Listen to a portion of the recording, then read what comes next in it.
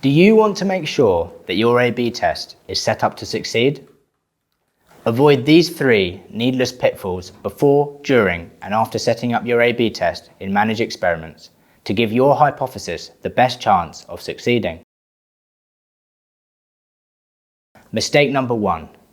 Not checking whether the listing qualifies for testing before conducting your research. Luckily, it's really easy to find this out. You do this by going to Manage Experiments, clicking on Create a New Experiment in the top right corner. Then select the type of experiment from the drop-down list and check whether the ASIN you want to test has the green eligible sign underneath the ASIN eligibility status header.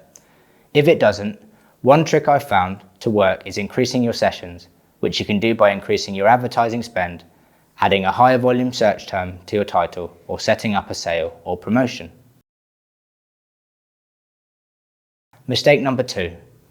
Accepting Amazon's recommendations within the A/B testing platform for significance and auto-publishing. Amazon's goals are different from yours or your brand's, and are always geared towards increasing sales on their platform. This means that Amazon will publish results that win by a small margin, such as 55 to 45%, purely based on the number of sales.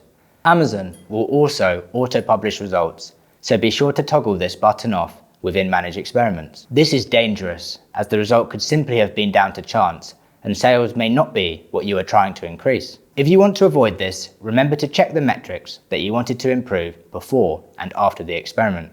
You can do this by looking at Amazon's business reports or whichever third-party tool that you use. Third and final mistake. Interfering with your experiment before it's finished. Interfering with an A/B test before it is finished can significantly impact the accuracy and validity of the test results. There are 2 main reasons for this. Firstly, the results may be biased, as you may not have given enough time for each variation to generate a sufficient sample size. This can lead to false positives or negatives that in the long term make a big difference to your product's performance. Secondly, this leads to a waste of resources. Interfering with an A/B test prematurely can result in wasted time or money, as A/B tests require research in advance and affect a product's performance, which may affect financial performance.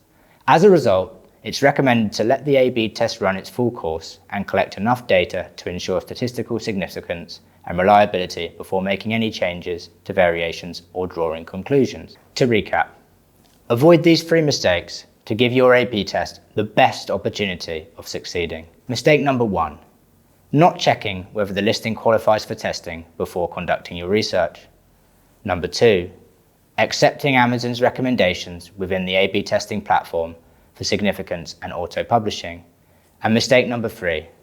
Interfering with your experiment before it's finished. Thank you for listening to our video today.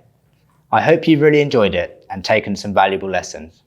You'll be able to catch more videos like this one on the Ford Baker LinkedIn page, our website, and our YouTube channel. Remember to follow us wherever you're watching those videos. Thank you and good luck.